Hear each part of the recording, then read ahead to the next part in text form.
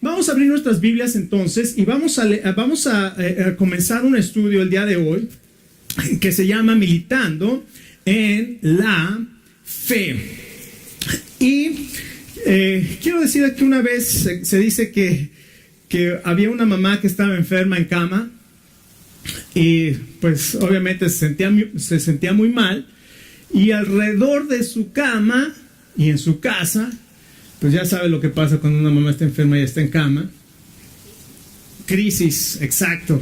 Crisis, la casa tirada, los platos en la cocina sucios, la leche tirada, el gato lamiendo la leche, los niños todos sucios jugando por ahí, por allá. Y en la puerta del cuarto de la enferma estaba una señora que le dice: ay, pues me siento muy mal que estés así, pero si puedo ayudar en algo, por favor me llamas. Y uno como que dice, ¿qué? Y sabe una cosa, esta es la imagen de la iglesia. Muchas veces, si puedo ayudar en algo, me llamas. Tenemos que hacer muchas cosas y la gente está esperando que lo llamen. Hermanos, hay muchas cosas que se pueden hacer y hay muchas cosas que Dios está esperando de nosotros que como iglesia, como personas, hagamos para el Señor. Y esta es una invitación que el apóstol Pablo nos va a hacer y que la primera carta a Timoteo nos va a hacer, porque es muy importante que nosotros sepamos a qué Dios nos ha llamado para que podamos hacer las cosas que el Señor quiere que nosotros hagamos. Es que vamos a empezar esta serie de mensajes que se llaman Militando en la Fe, porque el apóstol Pablo le encarga a Timoteo que milite en la buena milicia. En otras palabras, también le dice: pelea la buena batalla. Le está diciendo: milita la buena milicia. Y le dice: mantén la fe.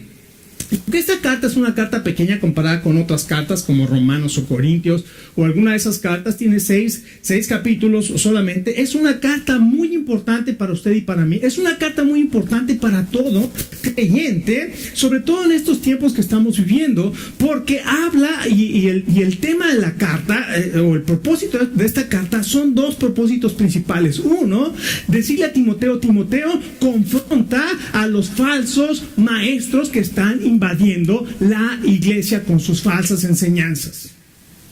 Y déjenme decirles, estamos viviendo una época donde hay muchas falsas enseñanzas.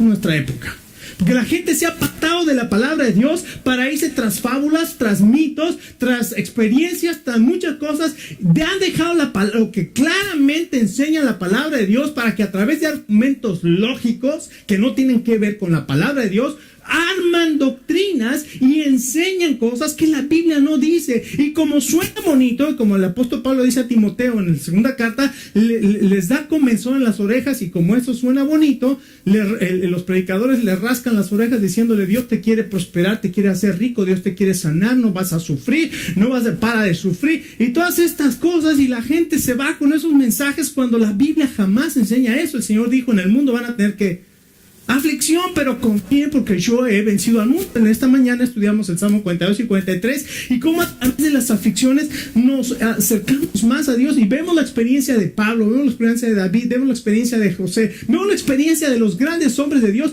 y todos ellos pasaron por sufrimiento. Entonces vamos a ver que el apóstol le dice a Timoteo: confronta a los falsos maestros, y por otro lado le dice algo maravilloso. Le dice: pon orden en la iglesia. La iglesia tiene un orden de culto, y establece el orden de culto, y establece los requisitos para los pastores y para los diáconos, y establece todo esto. Lo vamos a ver en esta carta. Así es que la iglesia estaba experimentando algo terrible. Cuando Pablo deja a Timoteo ahí, la iglesia en Éfeso estaba experimentando falsas enseñanzas de dos personas que Pablo menciona por nombre y que los excomulga. Ahí lo vamos a leer en un momento, como Pablo los menciona por nombre y los excomulga de la iglesia. Y entonces Pablo hace encargos a Timoteo Y esta carta entonces la debemos aplicar a nosotros mismos. Y vamos a poner atención a 3 aspectos que podemos conocer y que nos van a encaminar correctamente en nuestro militar en la sana doctrina. ¿Cómo podemos caminar en la sana doctrina? Si esto es lo que Pablo está encomendando y encargando a Timoteo, y es más, la palabra es mandando, esto te mando. Encaminarnos en la sana doctrina. Hay 3 cosas. Primero, tenemos que conocer qué es el carácter cristiano. Y lo vamos a ver con el ejemplo de Timoteo. En segundo lugar, lo vamos a ver con la protección de la iglesia. ¿Cómo puede ser protegida la iglesia? Y en tercer lugar, algo que estaban enseñando es acerca de la ley. Una de las enseñanzas que estaban trayendo estos maestros, falsos maestros, estaban hablando acerca de la ley y les dice cuál es el verdadero propósito de la ley o el uso apropiado de la ley. Entonces vamos a leer algunos versos en 1 Timoteo capítulo 1 y dice lo que dice la palabra de Dios así: Pablo, apóstol de Jesucristo, por mandato de Dios, nuestro Salvador, y del Señor Jesús, nuestra esperanza, a Timoteo, escuche lo que dice ahí: verdadero hijo en la fe, gracia, misericordia y paz de Dios nuestro Padre y del Señor Jesucristo. Como te rogué que te quedases en Éfeso cuando fui a Macedonia, para que mandases a algunos que no enseñen diferente doctrina ni presten atención a fábulas y genealogías interminables que acarrean disputas más bien que edificación de Dios, que es por fe. Así te encargo ahora, pues el propósito de este mandamiento es el amor nacido de corazón limpio y de buena conciencia y de la fe no fingida, de las cuales cosas desviándose algunos se apartaron a vana palabrería, queriendo ser doctores de la ley, sin entender ni de qué hablan ni lo que afirman. Pero sabemos que la ley es buena si uno la usa legítimamente, conociendo esto, que la ley no fue dada para el justo, sino para los transgresores y desobedientes, para los impíos y pecadores, para los irreverentes y profanos, para los fornicarios, para los sodomitas, para los secuestradores, para los mentirosos y perjuros, y para cuanto se oponga a la sana doctrina, según el glorioso evangelio del Dios bendito, que a mí me ha sido encomendado. Pues aquí Pablo comienza su carta hablando y dirigiéndose a Timoteo, quien había dejado en la iglesia en Éfeso. Y aquí Pablo dice, Pablo, apóstol.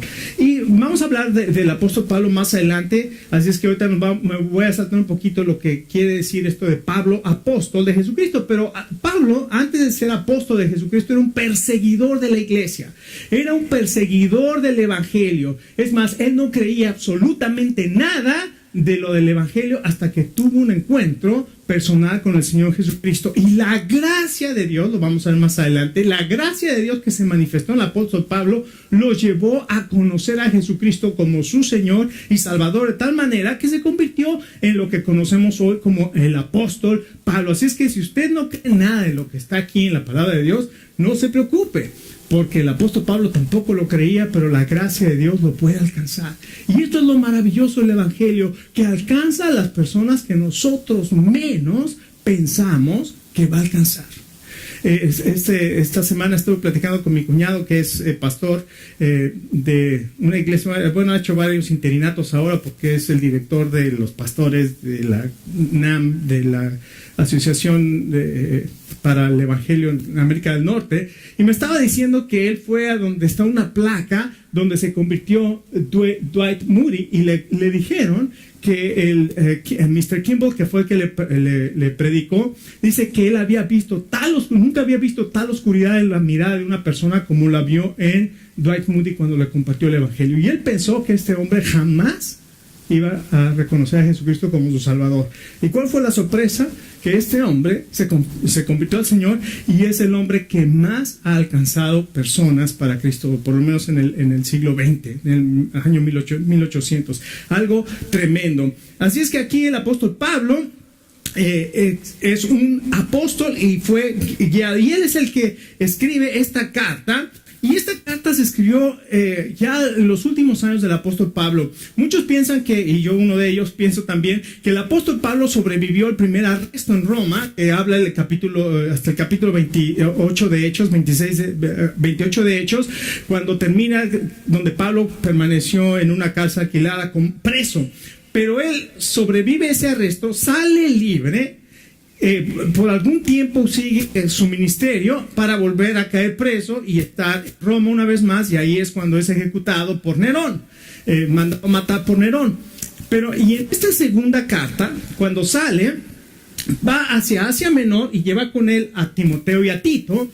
Y cuando llegan a Asia Menor, pasan por la isla de Creta, y cuando llegan a Creta se da cuenta el apóstol Pablo que ahí también hay una bola de malas enseñanzas, de falsas enseñanzas, y deja a Tito en Creta, en la isla de Creta, y sigue su viaje misionero, y a Tito la encomienda, le deja como pastor en la iglesia en la isla de Creta, y después continúa su viaje, llega a Éfeso, una iglesia que él había comenzado y que después dejó ahí a Priscila y Aquila, y después se fue, luego regresó y estuvo ahí en total casi 3 años, como dicen Hechos 20, y despidiéndose de la iglesia en Éfeso, llamando a los ancianos de la iglesia a Troas, le dice: tengan cuidado de ustedes mismos y de la doctrina, porque se van a levantar entre ustedes lobos rapaces que no van a perdonar al rebaño. Y se estaba cumpliendo eso que les había anunciado años antes, se estaba cumpliendo ahora.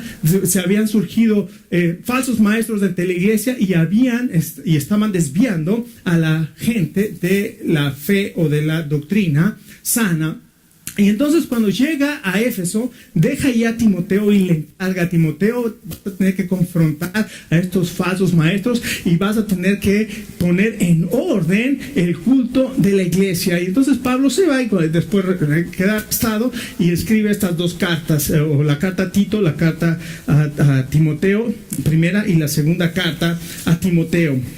Ahora Pablo deja a Timoteo a cargo de la iglesia y le da instrucciones muy claras de enfrentar a los herejes que se habían convertido en líderes de la iglesia. Y este es el propósito de la carta: establecer el orden de la iglesia y confrontar a estos herejes. Entonces, en primer lugar, vamos a ver que para poder caminar y para poder militar en la fe y en la sana doctrina, en primer lugar tenemos que entender lo que es el carácter cristiano.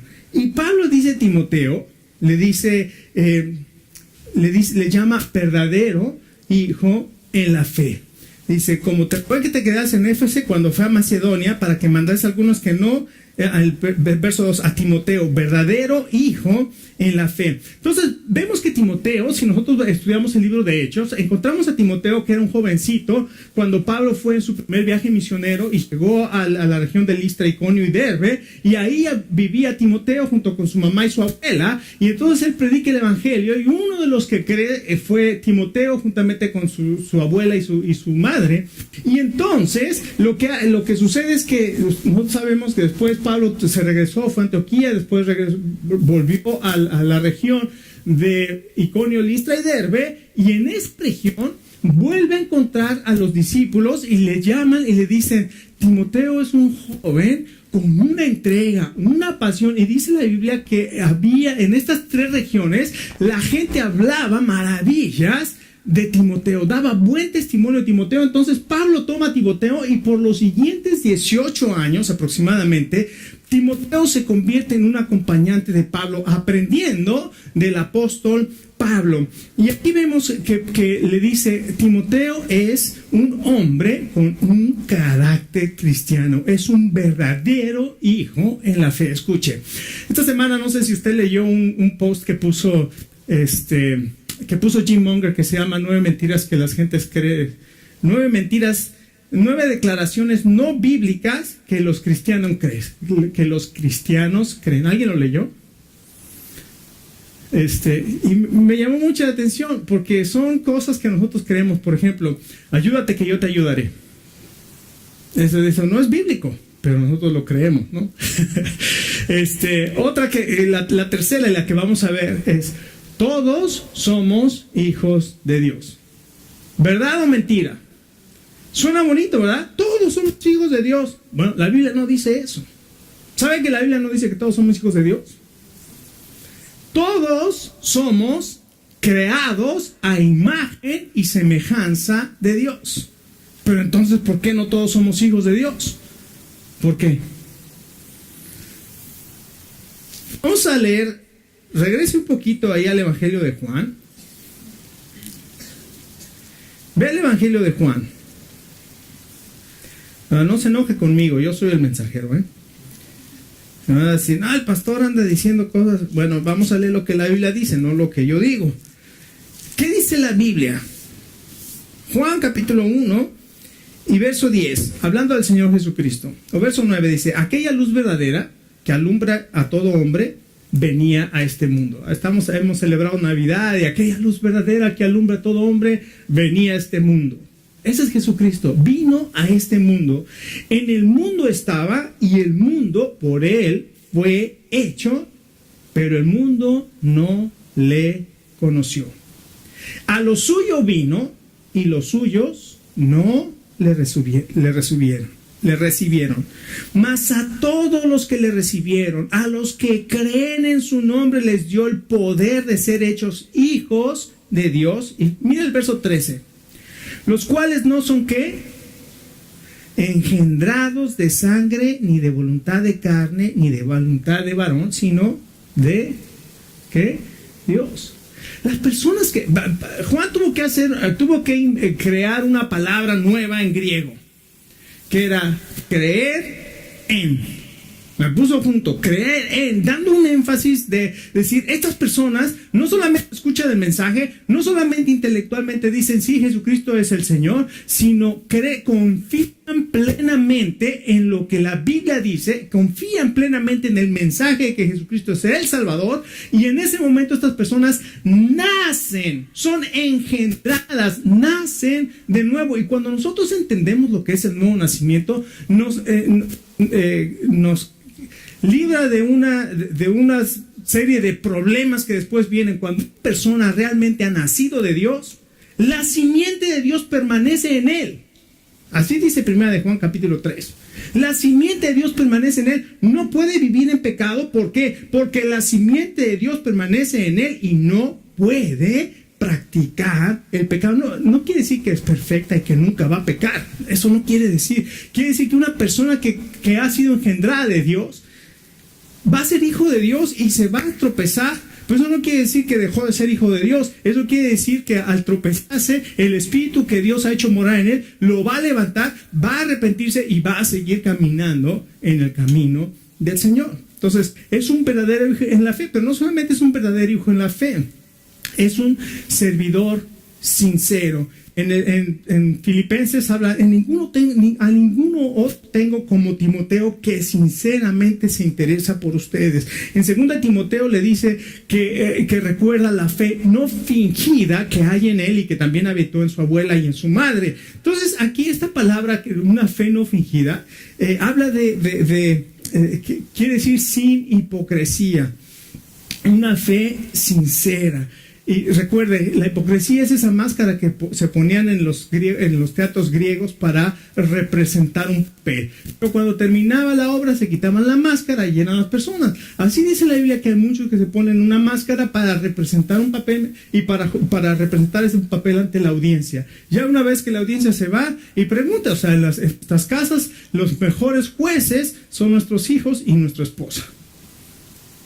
¿Realmente eres cristiano? Pregúntale a tus hijos. Porque ahí es donde sabemos, ¿verdad? Si realmente... Esto es bien interesante para nosotros, bien importante, porque el primer aspecto en la iglesia es que la iglesia debe ser una iglesia de gente nacida de nuevo. Y la iglesia va a predicar el evangelio para que la gente conozca a Jesucristo como su Salvador, nazcan de nuevo. No importa si has sido religioso, si te bautizaron, si hiciste la primera comunión. La Biblia no dice más a todos los que hicieron su primera comunión.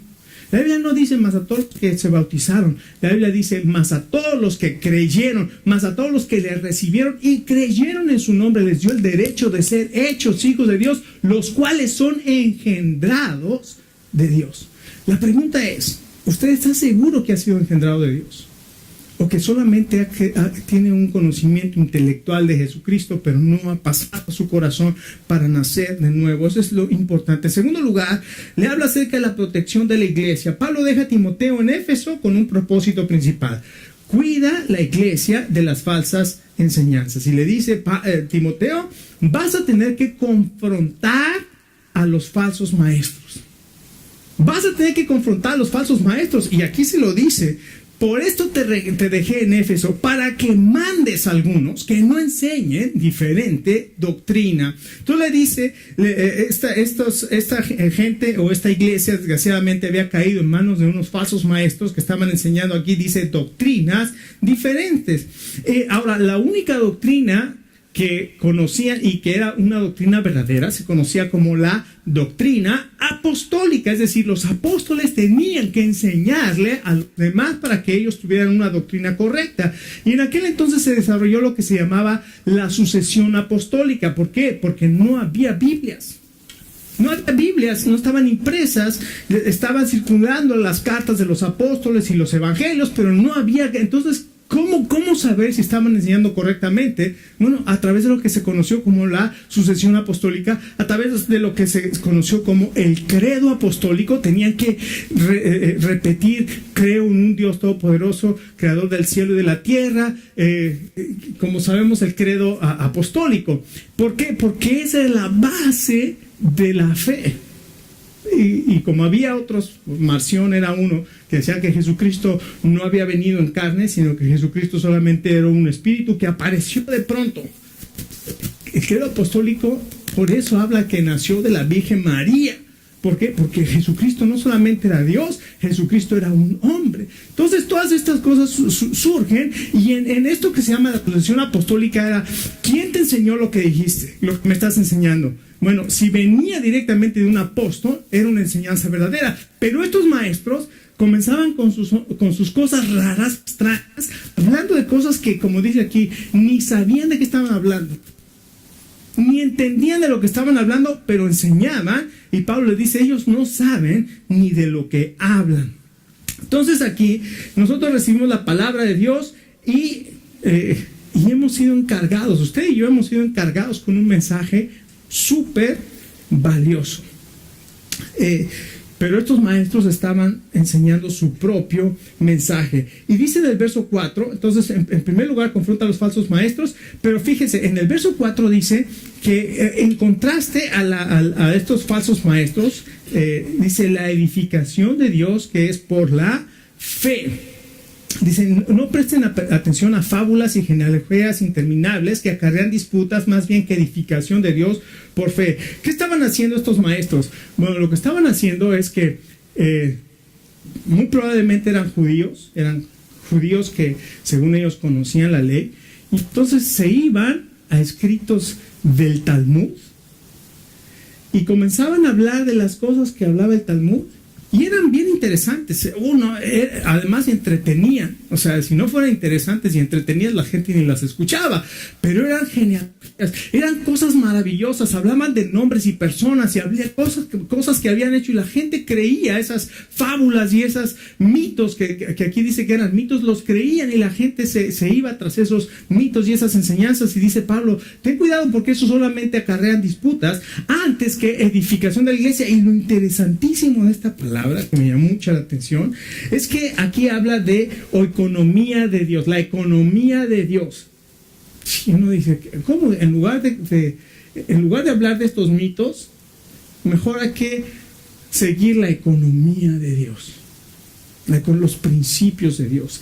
Economía es una palabra muy interesante. Es la palabra oikos, que quiere decir casa, y nomos, que quiere decir ley, la ley de la casa de Dios. Qué interesante, ¿no?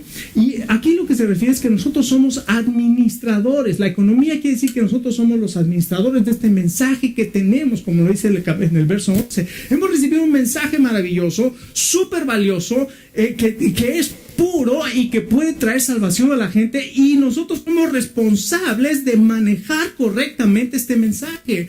¿Qué temor me da a mí de escuchar personas que llegan? Y yo he escuchado personas, pastores que llegan maestros que llegan y dicen: ¿trae su Biblia? Sí, pues ciérrela porque Dios me ha dado una nueva revelación. Escuche, si alguien dice que Dios le da una nueva revelación, tenga mucho cuidado, porque la revelación de Dios está en la Biblia. Y lo que nosotros tenemos que hacer como maestros es enseñar lo que la Biblia dice, no traer nueva revelación. Y esto es lo que estaba pasando con estos maestros. Lo enseñaban por orgullo. Dice que aquí en el verso 6 y 7 que se desviaban del mensaje por vana palabrería. Dice, se hacían doctores de la ley y ni siquiera sabían de lo que hablaban. ¿Cómo entonces podemos identificar a los falsos maestros? En primer lugar, son motivados por el orgullo. Los falsos maestros son motivados por el orgullo. Traigo un nuevo mensaje. Nadie más lo tiene más que, miren, yo soy el poseedor de los mensajes nuevos y de las revelaciones. Yo he visto pastores, predicadores que están así, de repente se quedan callados. Sí, Señor. Sí, Señor. Ahora les digo, Señor. En ese momento está recibiendo palabra de Dios para compartir. Déjeme decirle, aquí está la palabra de Dios, aquí está el mensaje de Dios. Y tenemos que tener mucho cuidado porque lo hacen por motivos orgullosos. Ahí vienen como catrines, ¿verdad? Se visten con los mejores trajes y anillotes de oro y por todas partes. Una vez me puse mi anillo de graduación y me lo quité porque me dijeron el sumo pontífice. Y yo dije, pues será por el anillo. No, lo que pasa es que estaba tomando cuerpo de papa, entonces me tuve que quitar el anillo y ya. Pero vemos todas estas cosas que suceden. No solamente eran orgullosas, traen esto de la nueva revelación, tuercen la Biblia. ¿Saben que los falsos maestros tuercen la Biblia de una manera terrible? Usan la Biblia, como dice el apóstol Pedro, tuercen las sagradas escrituras para su propia perdición. ¿El diablo usó la Biblia, sí o no? En la tentación con Jesús. Está escrito en Salmo 91. ¿A poco que el diablo no se sabe la Biblia? Claro que se la sabe y la usa para engañar. No solamente eso, enseñan con autoridad sus especulaciones. Se hacen doctores de la ley. Esto es. No, hombre, y cuando lo predicas así, gritando y sudando, la gente no, pues debe de ser. Se lo cree. Aquí hay que ver lo que la palabra de Dios dice. Aman los argumentos, pero evitan la obediencia. Aman los argumentos, pero no obedecen lo que ellos. Muchos maestros dicen muchas cosas, pero no hacen lo que dicen. En segundo lugar, no solamente confronta a los falsos maestros. ¿Cómo vas a proteger la iglesia? Confronta a los falsos maestros. Promueve el amor sincero. Fíjense qué curioso. Parece una contradicción. Porque dice aquí que debes hacer énfasis en una sana doctrina y confronta a los falsos maestros, pero dice, promueve el amor sincero. Y alguien dice, pues ¿cómo vas a promover el amor sincero si te empiezas a pelear por la doctrina? ¿No es verdad? Parece una contradicción. Pero déjeme decirle que el amor sincero incluye la verdad. Incluye enseñar la verdad. ¿Sabe qué aprendí en esta semana de estar estudiando esto? Digo, yo tengo que hacer un examen de conciencia de lo que estoy leyendo y aprendiendo. Y una de las cosas que me di cuenta es esta. Yo confundo el amor con no lo voy a hacer sentir mal. Es lo que el Señor habló en mi corazón. No le voy a decir nada porque ¿qué tal si lo hago sentir mal? No, tengo que hablar la verdad en amor. Y la verdad, ¿a cuánto les gusta que le digan la verdad? Te digo la verdad, ¿cómo me veo en este vestido? Te digo la verdad. Te voy a decir la verdad en amor. Y ya con eso no comes una semana. O tienes que comer Wendy's una semana, ¿verdad? Así es que el amor nace de un corazón puro. No es un corazón egoísta.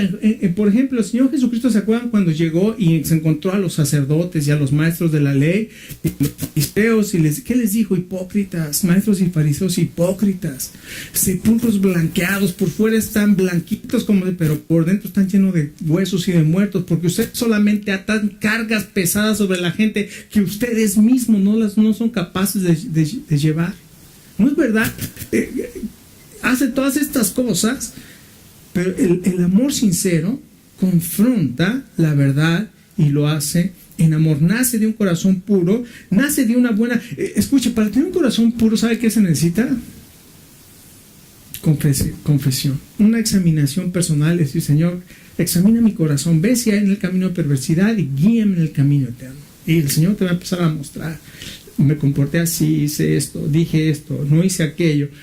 Limpia tu corazón. confiesa. Pero no solamente es después de una buena conciencia. Y esta palabra buena conciencia me llamó muchísimo la atención porque es una palabra que quiere decir conocer junto con. ¿Con quién más vas a conocer? ¿Quién te puede conocer mejor que tú? Dios. Todo lo que hace Dios es, en esta buena conciencia, es que Él trabaja juntamente contigo para mostrarte lo que sucede, lo que hay en nuestro corazón. Y una vez más nos habla de la confesión y después habla de una fe sincera. Una vez más, la fe sincera, una fe que no actúa para la audiencia, para que me vean. Me acuerdo una vez, hace muchos años, ahora que en México, los que conocen a Chabelo, mi suegro le a Chabuelo, más de 40 años estuvo al aire en un programa para niños y ya usaba unos shorts y unos jumpers así con su moño y su voz de niño. Y cuando yo estaba en la primaria, imagínense nomás hace cuántos años, en los 70s, fue a la escuela a presentarse Chabelo. Y pues uno lo ve en la tele hablando con su voz de niño. Y cuando llega a la escuela, en primer lugar lo vi gigantesco. Yo era un niño, ¿no? Lo vi gigantesco. En segundo lugar, como traía su short, tenía las piernas todas peludas. Y hablando con su voz de señor. Te espantas, ¿por qué? Porque representa una cosa, pero en verdad es otra persona. Así dice aquí. La fe debe ser sincera, no representar una cosa para ser otra persona. Tenemos que ser la misma persona always, o sea, siempre, ¿no?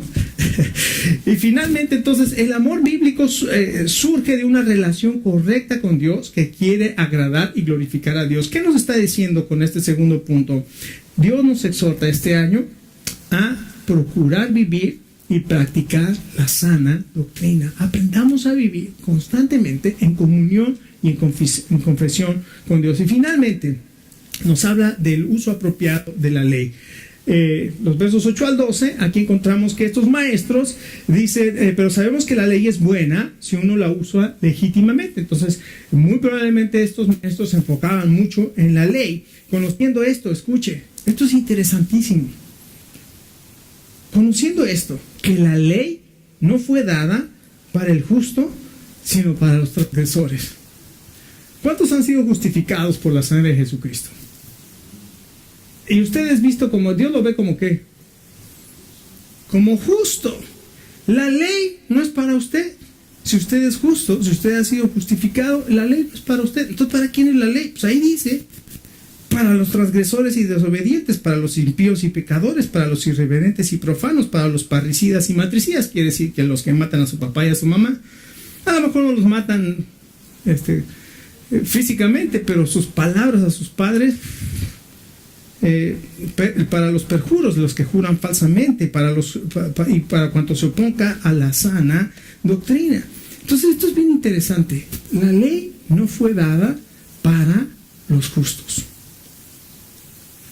Y aquí es donde nos rascamos la cabeza, algunos nos jalamos los pocos pelos que nos quedan, ¿verdad? Para tratar de entender qué es esto. Pero la verdad es que Romanos capítulo 6 dice que el que ha muerto al pecado, ahora vive para Cristo. Entonces ya la ley, que es la ley, al no cumplirla te lleva a la muerte. Ahora tú ya no tienes que cumplir la ley para salvarte. Eso es a lo que se refiere. El pecado ya no reina sobre el creyente. Ahora Dios nos ha dado poder para vencer al pecado. No quiere decir que el pecado no existe. Tampoco estoy diciendo eso. El pecado existe y el pecado te atrae y el pecado es sabroso, aparentemente. Pero ahora tienes poder para decir no al pecado. Antes estabas esclavizado, no tenías opción, estabas esclavizado al pecado. Además, no solamente dice que más el fruto del Espíritu, ya sabemos lo que dice Gálatas 5, 22 y 23, dice, contra tales cosas no hay que ley. Cuando vivimos de acuerdo al fruto del Espíritu, la ley no tiene más poder sobre nosotros. Y además, Romanos 3:20 dice, por las obras de la ley ninguno será justificado. Pero la ley, entonces, ¿para qué sirve? Para conocer el pecado. La ley nos sirve a nosotros para conocer lo que es pecado y para evitar para vivir de acuerdo a lo que Dios dice. Entonces, en primer lugar, es para llevar a la convicción de pecado. La ley lo único que hace es llevar a una persona a la convicción de pecado. Así es que, una vez más, como les dijo el Señor Jesucristo a los fariseos en el capítulo 23 de Mateo, los condenó porque decían una cosa, pero hacían otra. Y uno puede vivir de dos maneras. En primer lugar, puede vivir legalismo. ¿Qué es el legalismo? Todo lo tengo que hacer de acuerdo a la ley. Eso es el legalismo. Entonces, la persona legalista siempre anda viendo y juzgando a todos los demás porque yo soy bien bueno y yo sí cumplo toda la ley.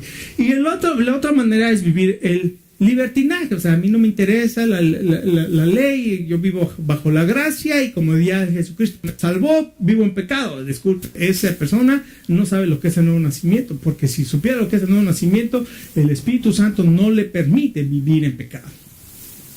Entonces, están estas dos, y las dos son vivir de acuerdo a la carne. ¿Por qué? Porque la carne se quiere enorgullecer de: mira, Señor, yo no soy como ese pecador. Yo sí diezmo, yo sí esto, yo sí aquello, yo sí voy a la iglesia todos los domingos. Yo sí, no como ese. Vive bajo la carne. Y vive bajo los apetitos de la carne. O sea, es que las dos cosas es pecado. Pero lo que sí hace, recuerde, la gracia nos da poder sobre el pecado. Y esta lista de pecados, no tengo tiempo aquí para decirla toda, pero cada uno de estos, excepto el número 4, son los mismos de los 10 mandamientos. Los transgresores y desobedientes no tendrás dioses ajenos delante de mí. Los impíos y pecadores no te harás ida. Los irreverentes y profanos no uses el nombre de Dios. El 4 se lo salta, que es guardar el sábado. El 5 es matan a sus padres o maltratan a sus padres. Honra a tu padre y a tu madre. Los asesinos no matarás. Los adúlteros y homosexuales no adulterarás. Los secuestradores no robarás. Los mentirosos y los que juran en falso no darás falso testimonio. Y todo lo que está en contra de la sana doctrina es no codiciar, vivir de acuerdo a tus deseos. Entonces, y en segundo lugar, no solamente para llevar la convicción al pecado, en segundo lugar, para llevar a la salvación al pecador. Y Pablo va a ampliar la salvación.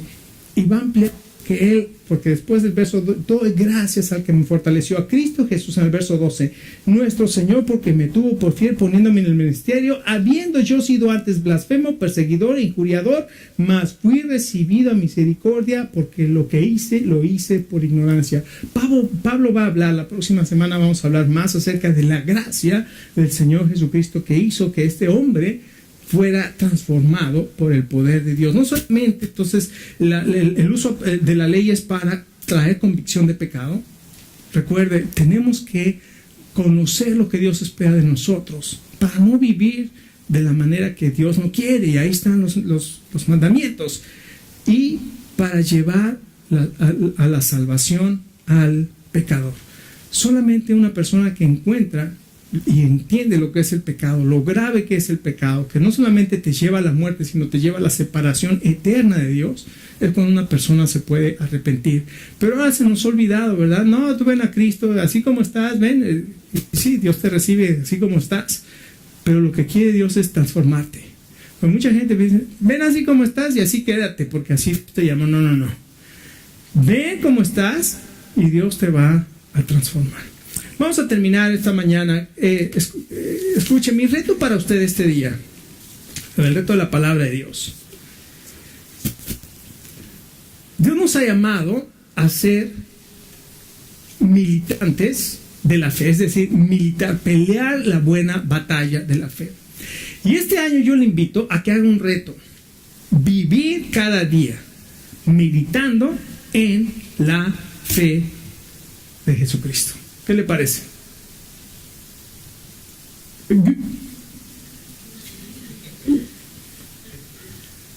Nosotros no podemos solos, pero Dios nos ha dado su Espíritu.